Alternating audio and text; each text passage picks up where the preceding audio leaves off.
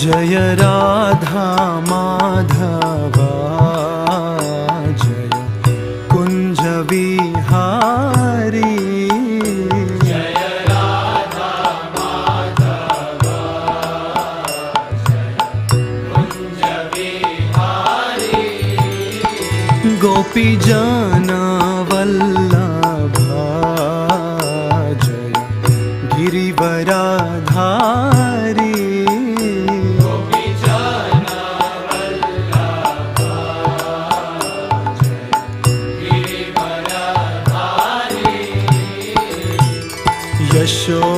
यशोदानन्दना व्रज जनरञ्जना। यशोदानन्दना व्रज जनरञ्जना। यशोदानन्दना व्रज जनरञ्जना।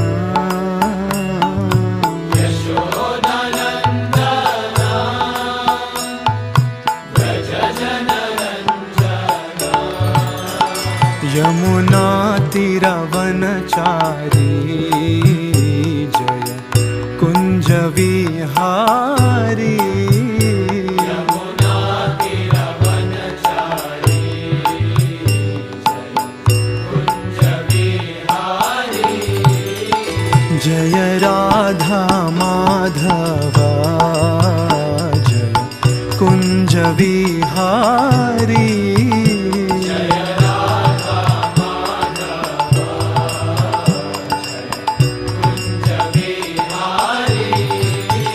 गोपी जना वल्लभा जय गिरिवराधारी।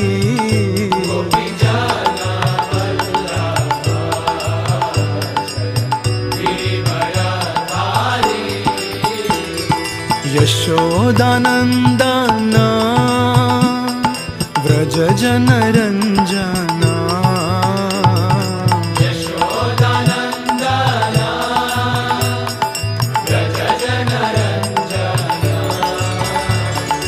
यशोदानन्दना व्रज जनरञ्जना। यशोदानन्दना व्रज जनरञ्जना। यमुना तीरवनचारी जय कुंज विहारी। यमुना तीरवनचारी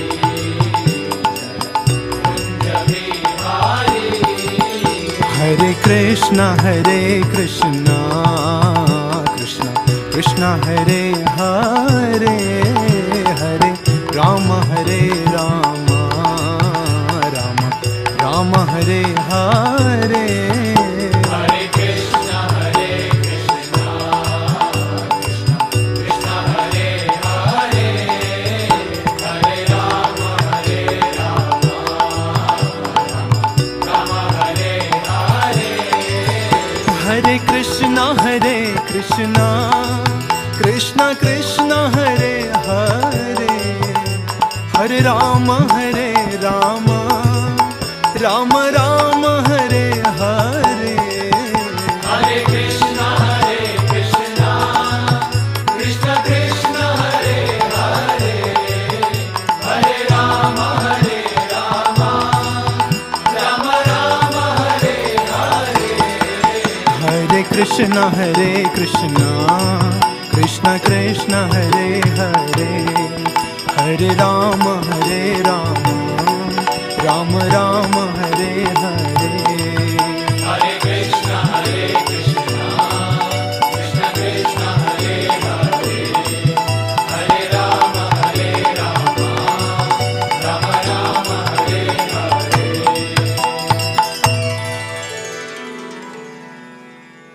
नमो भगवते वासुदेवाय।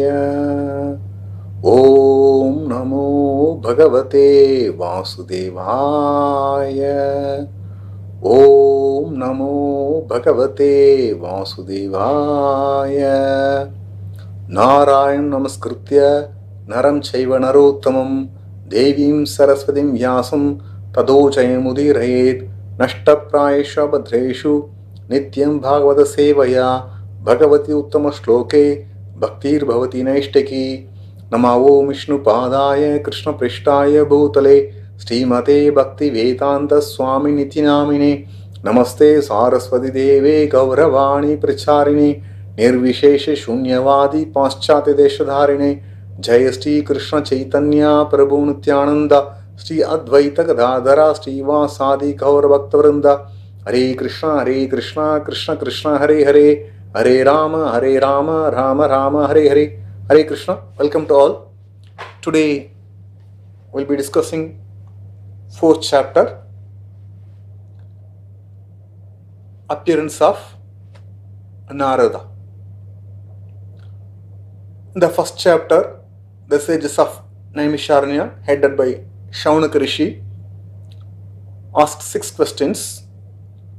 The 5th question was, O Suta Goswami, please explain to us the transcendental activities of the Lord performed in his different incarnations called Leela Avatara. Suta Goswami explained the previous chapter about 22 incarnations of the Lord and the transcendental activities performed by Lord. Vyasadeva compiled this Srimad Bhagavatam that consists of the transcendental activities of the Lord performed in different incarnations. This Srimad Bhagavatam just arisen after Krishna departure to his own abode. Those who lost their vision due to dense darkness in this age of Kali can get light from Srimad Bhagavata Purana. Suta Goswami is explaining this to the sages of Naimisharanya. When, after compiling this Bhagavata Purana, Vyasadeva explained to his son Shukadeva Goswami, who in turn narrated the same Bhagavata Purana to King Parikshit, who was sitting on the bank of Ganges awaiting his death. When Shukadeva Goswami explaining the Bhagavata Purana, Suta Goswami was sitting and hearing.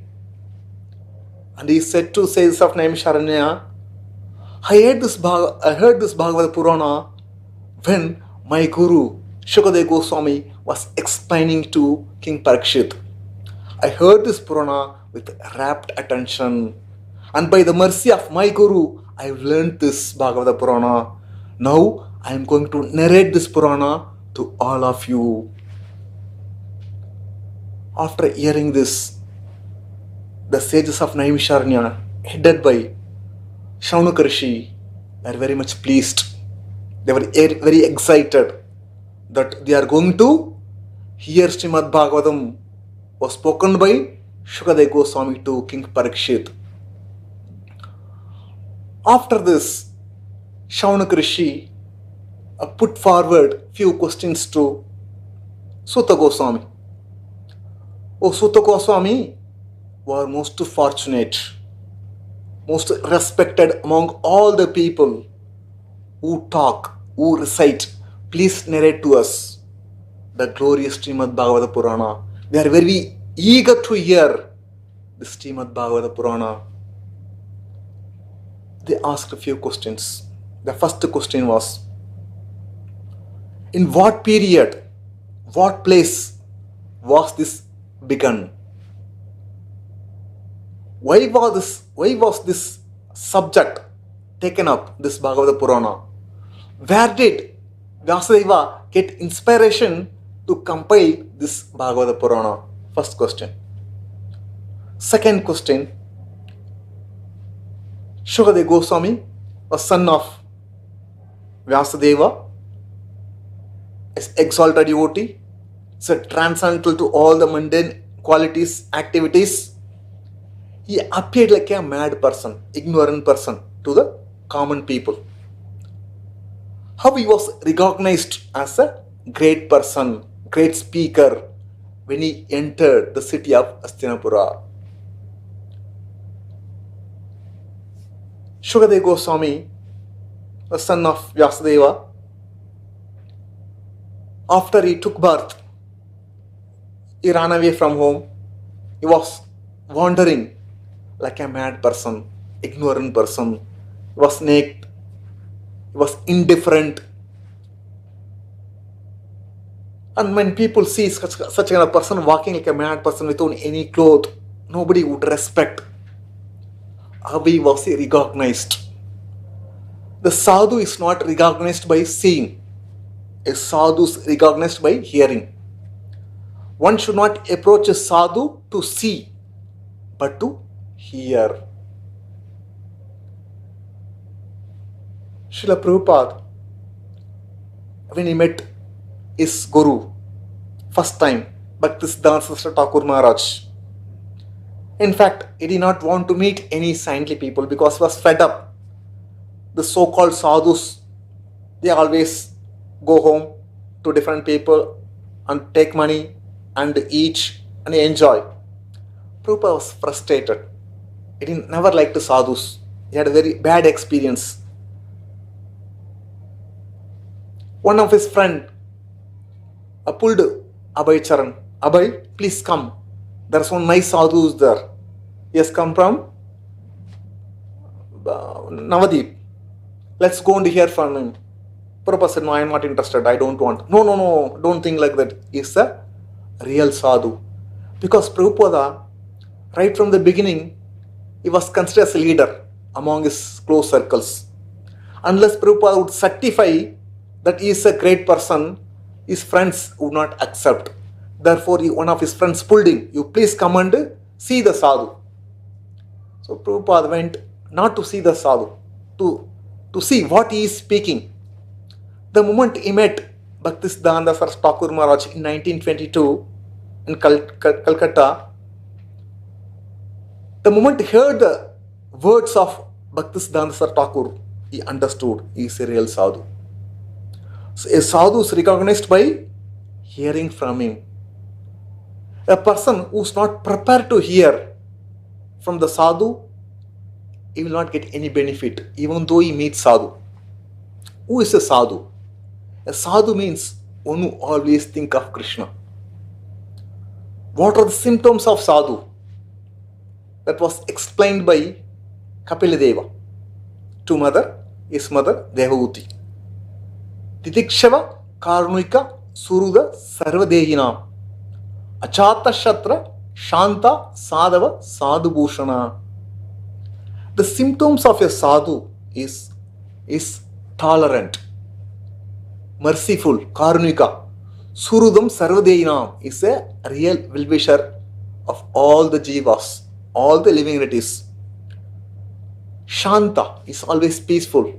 Ajata Shatra. Ajata Shatru means one who has no enemies.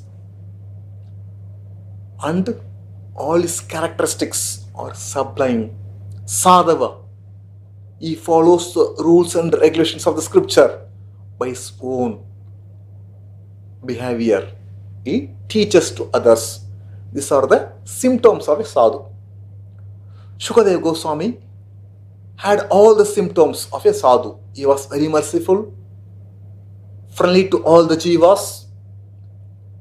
When he spoke this Bhagavata Purana, he was recognized as a great personality, a sadhu. And the third question put forward by Shaunaka Rishi. Maharaja, Parikshit is a great devotee of the Lord. Therefore, all his activities are glorious. We want to hear about the glorious activities of the Parikshit Maharaj. Why did he was a saintly king, Raja Rishi, exalted devotee. He was taking care of the subject nicely. Why did he give up everything? Went to the bank of Ganges, fasting until death. What was the reason for him to give up the opulent life and go leave family, wife, children, go to the bank of Ganges? and fasting until death. And those who render service unto the Lord, those who are devoted to the Lord, they always live for the benefit of others. The devotees always live for the benefit of others and their happiness. Parikshit Maharaj was a devotee of the Lord. He was taking care of his subject, taking care of the people. He was living for the benefit of the people. And because of his so exalted king, even the enemies, without even fight, they would come, surrender at his feet and give all the taxes voluntarily. Such kind of person, his body is meant for the shelter of others. Why did he give up? Why is prepared to give up his body, which is meant for giving shelter for others? These are the three questions put forward by Shaunaka Rishi to Suta Goswami. Let's discuss about the glorious activities of Parikshit Maharaj. Parikshit Maharaj was first class devotee and he was protected by the Lord even when he was in the womb of his mother. At the end of Mahabharata war, when Duryodhana's leg was broken and he was suffering a lot due to severe pain, Ashwatthama saw his king Duryodhana was suffering due to pain. He wanted to take revenge. Therefore, with help of Ashwatthama, with help of Kritavarma and Kripacharya, went to the camp of Pandavas. And night time, when Draupadi's children were sleeping, he slaughtered the 5 sons of Draupadi. When morning, all of them got and saw, Draupadi was shocked to see the 5 children were slaughtered. She became very upset. Then Arjuna wanted to take revenge. He went and captured Ashwatthama. Then after that, he was released. At the time, he wanted to finish the lost descent of Kuru dynasty. At the time, Uttara, mother of Parikshit Maharaj, was pregnant. He was within the womb. This Ashwatthama wanted to kill the lost descent of Kuru dynasty. He released Brahmastra. When the Brahmastra started approaching Uttara, Uttara came running to Lord Krishna, took shelter of Lord Krishna, prayed to Lord Krishna to protect the child within her womb. Then Krishna entered within her womb and protected Parikshit Maharaj from the attack of Ashwatthama. Parikshit Maharaj saw the form of the Lord when he was within the womb. After he was born, he developed attachment for Krishna. Right from the beginning of his childhood, he started worshipping the deity form of the Lord. Because he was given the first impression of Lord Krishna right from the beginning. Therefore, he became the exalted devotee of the Lord. He would worship deity even he was a 3-year, 4-year-old boy. If anyone is given the impression of the Lord right from the beginning of one's childhood, then he can become the greatest devotee of the Lord, like a Parikshit Maharaj. We can see in the life of Prabhupada, when Prabhupada was around 5-year or 4-year-old, Abhay, small boy, his father brought a set of deity, Radha Krishna deity, gave to Abhay to worship. Then he named the Radha Krishna deity as Radha Govinda. Because near to his house, Prabhupada's house, there is a temple called Radha Govinda temple. Abhay Charan, small boy, would go to temple and see how the deities are worshipped. He would come home and repeat the same thing, imitate how the deities are worshipped in the Radha Govinda. He would come and imitate the same thing to his own Radha Govinda. I would see the Abhishekam. He would come and perform Abhishekam. He would see how the deities are dressed. He would come and do dressing for his deities. By seeing the ceremonies all the activities of the temple, he would do the same thing. Because of that, he developed attachment for his deity. Playful way, he was worshipping the deity. And Prabhupada would conduct all the ceremonies, and father would encourage, would support. Even in fact, his father built a cart, Ratha. Prabhupada wanted to take Jagannatha Baladev Subhadra on his Ratha. So his father would spend time, energy to support Prabhupada. Because of this, Prabhupada developed strong attachment for deities.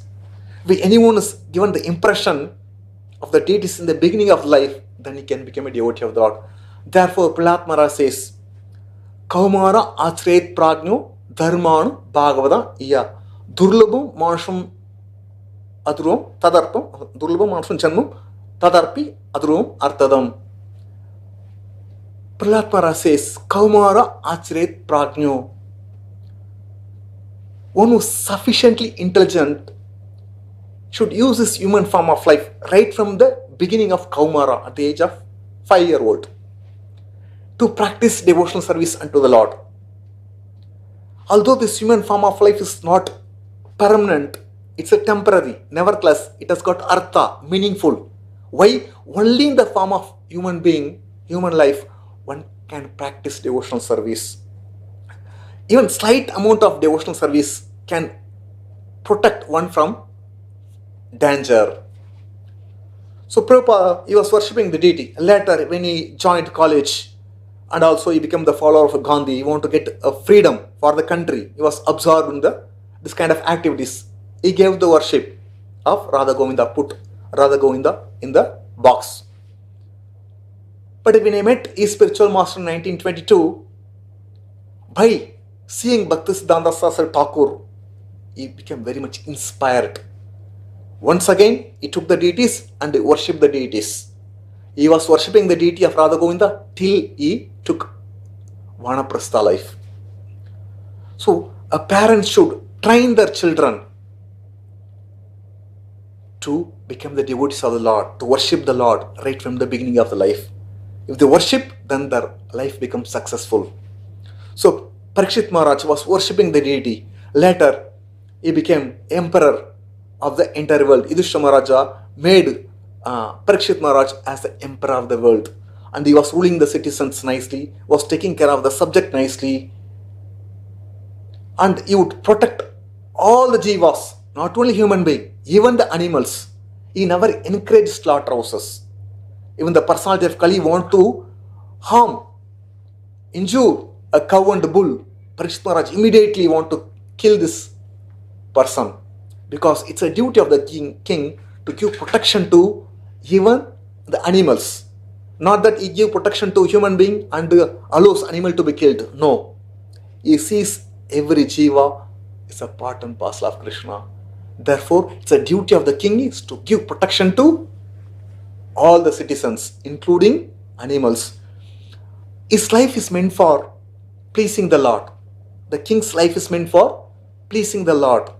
He doesn't have any selfish motive. His only interest is how to please Lord Krishna. What is the interest of the Lord? Because the king is a representative of God. Therefore, his interest must align with the interest of the Lord. What is the interest of the Lord?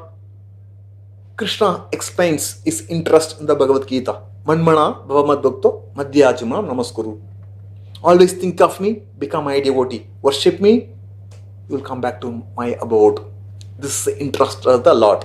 So Parikshit Maharaj, knowing the interest of the Lord, you teach people how to devote one's life to Krishna, so that they can remain happy as long as they live.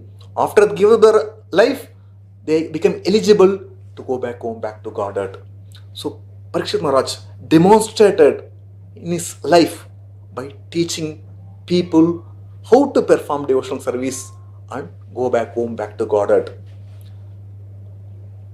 Parikshit Maharaj protected, all the citizens were well maintained, protected by Parikshit Maharaj, because he was a Raja Rishi. Everyone was happy during his rule. But unfortunate, a son of a Brahmana named Shringi cursed Parikshit Maharaj for his insignificant offense. That this king will die within 7 days due to snake bite because he offended my father, he insulted my father, therefore he deserves to die.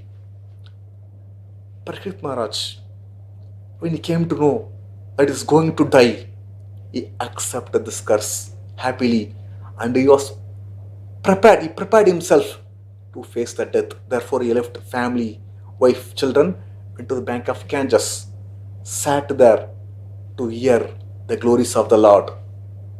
This is the greatness of Parikshit Maharaj. Just like Bharat Maharaj, he is also great devotee of the Lord.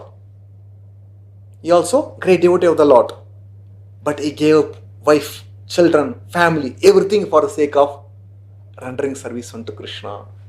It is said, Yo Dustechan Darasutan Surudrajam Hridispriha Jahu Yueva Malavat Uttama Shloka Lalasaha. Shukadeva Goswami explained to Parikshit Maharaj about the glories of Bharat Maharaj. Bharat Maharaj, why? The prime of his life, youth, very strong, energetic youth. Everyone wants to enjoy when they are young. They want to enjoy because the blood will be hot. They want to enjoy sense gratification. But Bharat Maharaj did not enjoy sense gratification. Why? Because he attracted to Uttama Shloka, the transcendental activities of the Lord. He developed strong attachment for Krishna. Therefore, he gave up his wife, children, family, everything. Just like one give up after passing away the stool, he gave up all things. Bharat Maharaj was so opulent, so rich. Even the demigods envied his opulence. Nobody can give up a beautiful wife, obedient children, wealth, friendship, empire. It's not so easy. But Bharat Maharaj considered all these things are like a stool. Why? Because he developed attachment for Krishna. When one get strong attachment for the Lord, they do not see all these things as a value. They consider this all useless thing. What? Putra, Dhara, Apta, Bandhu, all are useless. They do not consider that has got any value. Therefore, Bharat Maharaj left everything. Why? Because attracted to the glories of the Lord, attracted to the transcendental service of the Lord. Similarly, Parikshit Maharaj also gave up everything. Why? You want to hear the glories of the Lord. You want to fix his mind upon the lotus feet of Krishna. Therefore, he gave up everything, came to the bank of Ganges. He accepted the curse as the blessings of the Lord, and he prepared himself to face the death by fixing his mind upon Krishna and wants to go back home, back to God. This is the glories of Parikshit Maharaj. Even this Shringi's father, when his son cursed Parikshit Maharaj did not counter curse the boy, Shringi, nor he prayed to Lord, "Oh Lord, please protect me from the curse of this boy." He never prayed. He could have prayed because even when he was within the womb of his mother, he was protected by the Lord. Once again, he could have invoked the mercy of the Lord to protect him from the curse of the Brahmana. But he did not do so. Neither he counter cursed the boy. "I'll die, you will also die." No, he did not counter curse the boy. Samik Rishi, understanding the greatness of Parikshit Maharaj, he prayed to the Lord to forgive his immature son. Tiraskrita, Vipralapta, Shapta, Shipta, Hata, Hapi, Nasyatat Pratikuruanti, Tadbhakta, Prabhoapihi. The devotees of the Lord are so forbearing, even though they are insulted, cheated, humiliated, neglected, even attempt to be murdered. They are never inclined to avenge themselves. They will not retaliate the wrongdoers. They'll accept all these things. Whether I'm insulted, cursed, or cheated, or neglected, doesn't matter. But a devotee do not counteract the situation. He accepts the situation as the blessings of the Lord. Samik Rishi knew this. Lord cannot forgive anyone who offends his pure devotee. Lord only can give direction to a person to approach a pure devotee and take shelter of him. This boy cursed Parikshit Maharaj. If Parikshit Maharaj counter curse this boys can be saved. Otherwise, there is no hope. But Parikshit Maharaj cannot counter curse. He will not counter curse. Why? Because pure devotees are callous to these material things. They are callous. They are indifferent. Whether they are blessed or cursed, they don't mind. They are interested in devotional service unto the Lord. Therefore, this Samik Rishi put an appeal to Lord to forgive his immature son. You see, Parikshit Maharaj, when he was cursed, he never tried to counteract or even did not approach the Lord to save him. This is the greatness of Parikshit Maharaj. So, Sutta Goswami was asked by this sage Shaunaka Rishi the 3 questions. Now, Sutta Goswami is going to explain to the sages of Naimisharanya one by one. The first question put forward by sages of Naimisharanya, particularly means Shaunaka Rishi, in what period and what place this was began first? Why was this taken up? Where did Vyasadeva get inspiration to compile this literature? This is the first question of Shaunaka Rishi. Sutta Goswami explained, because Sutta Goswami is very expert in all the subjects. He knows the philosophy. Therefore, he is going to present. He said, Sutta Goswami said, when the 3rd millennium overlapped 2nd millennium, at that time, Vyasadeva appeared as a son of Parashara and Satyavati. There are 4 yugas. The millennium refers to yuga. There are 4 yugas: Satya Yuga, Treta Yuga, Dwapara Yuga, Treta Yuga, and Kali Yuga. This is called chronological order. Satya, Dwapara, Treta, and Kali. This is the proper chronological order.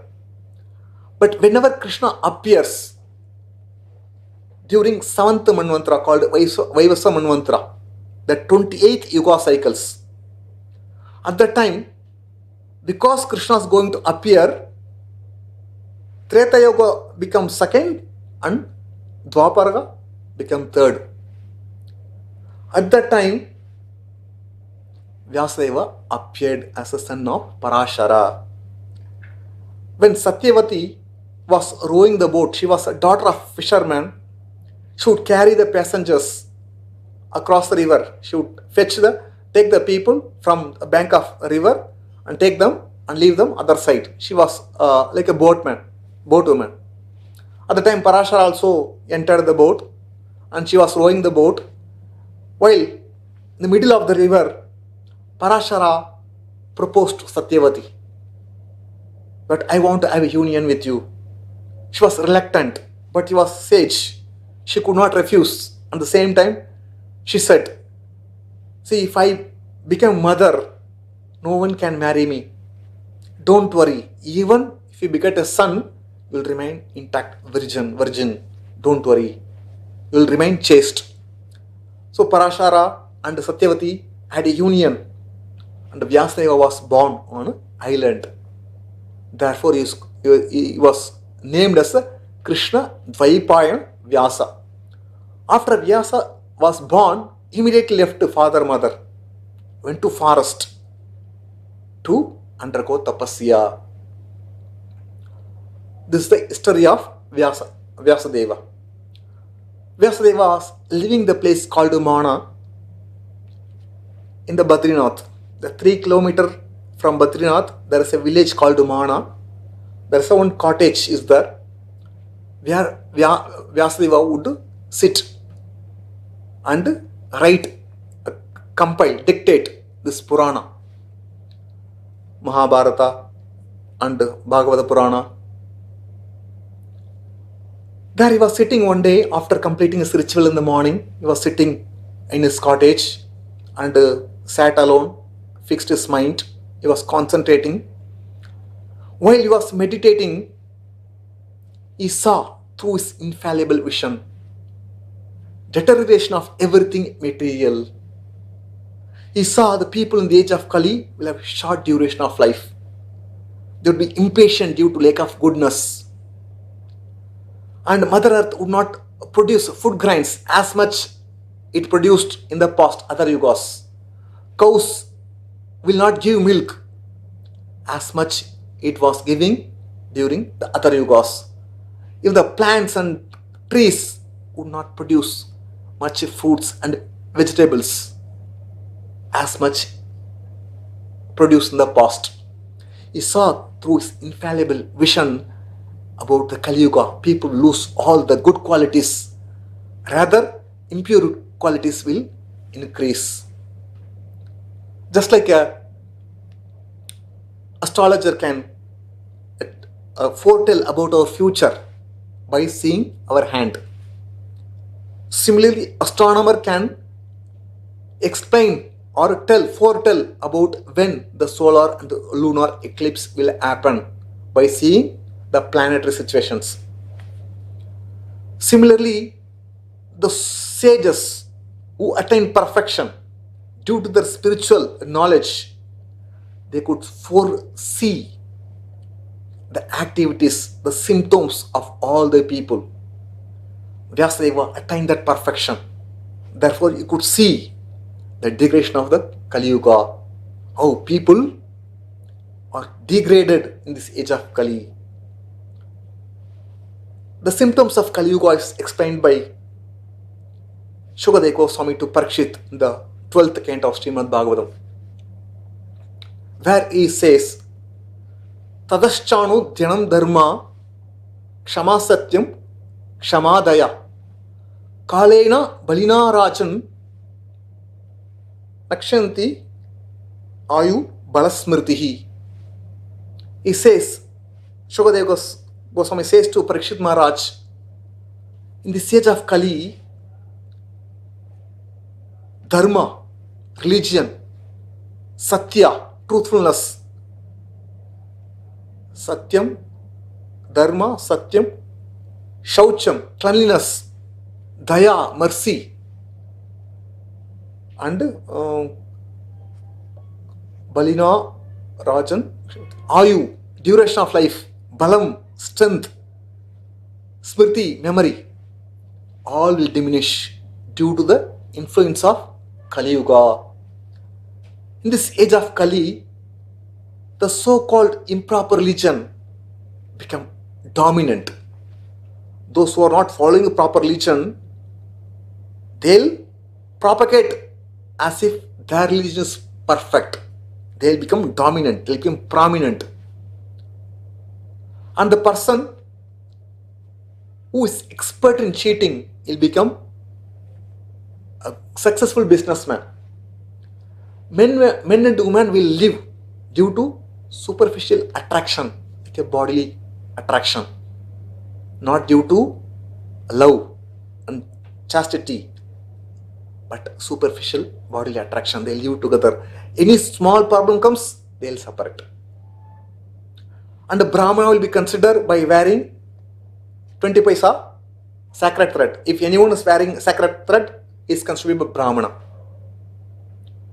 And the person who is audacious, he'll be considered as a truthful person.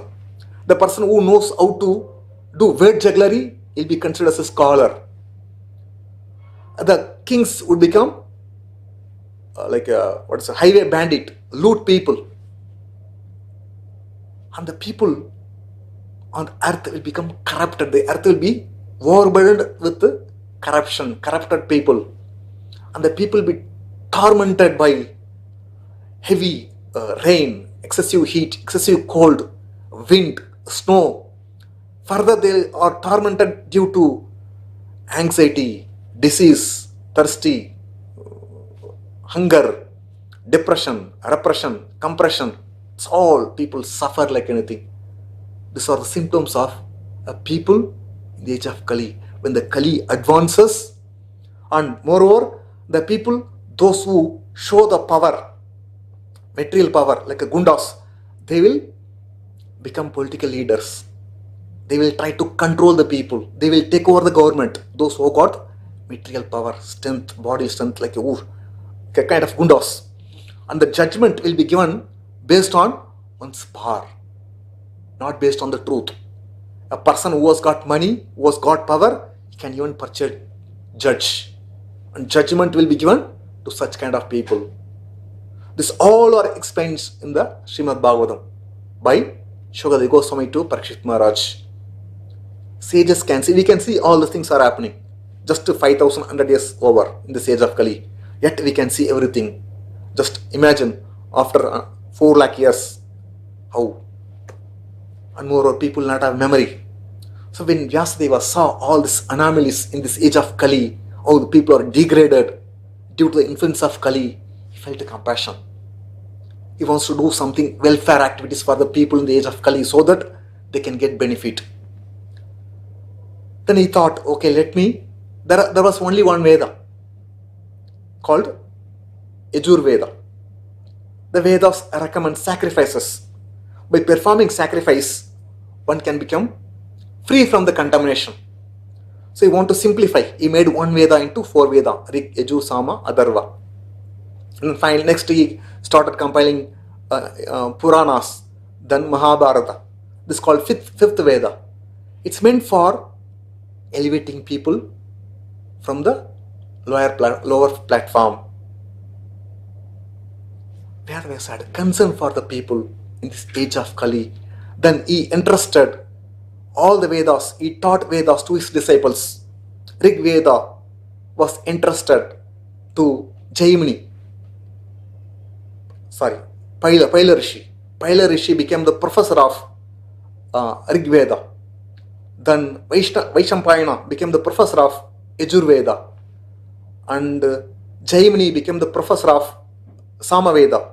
And Sumantu Angira Rishi became the professor of Rig, Yajur, Sama, Atharva Veda. And all the Puranas were entrusted to Ramarshana, that is father of Suta Goswami. Then they had disciples, they taught all the Vedas and Puranas to their disciples. They too taught to their disciples. It was going on. But still, Vyasadeva was not happy. Then once again, he compiled this Mahabharata for the less intelligent people, particularly women, Shudras and Dvajabandhus, friends of twice born. Dvajabandhu means one who was born in the family of Brahmana, but he doesn't have the quality of Brahmana. Kshatrabandhu is born in the family of Kshatriya, it doesn't have the quality of Kshatriyas.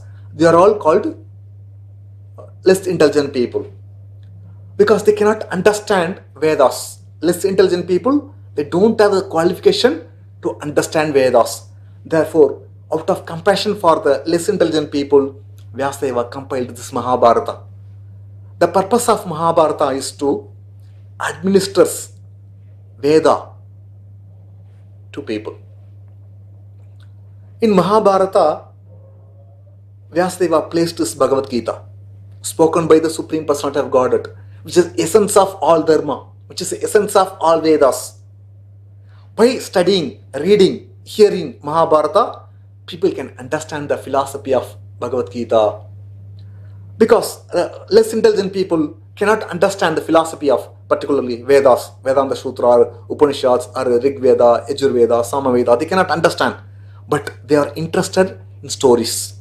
Therefore, Vyasadeva compiled this Mahabharata, which consists of full of stories. When people read the stories, they get attracted. So, in the Mahabharata, he placed this Srimad Bhagavad Gita, which was spoken by the Supreme Personality of Godhead, which is essence of all Dharma, which is essence of all Vedas, so that by reading, they can understand the philosophy. In spite of all these things, still he was not happy. Who? Vyasadeva was thinking.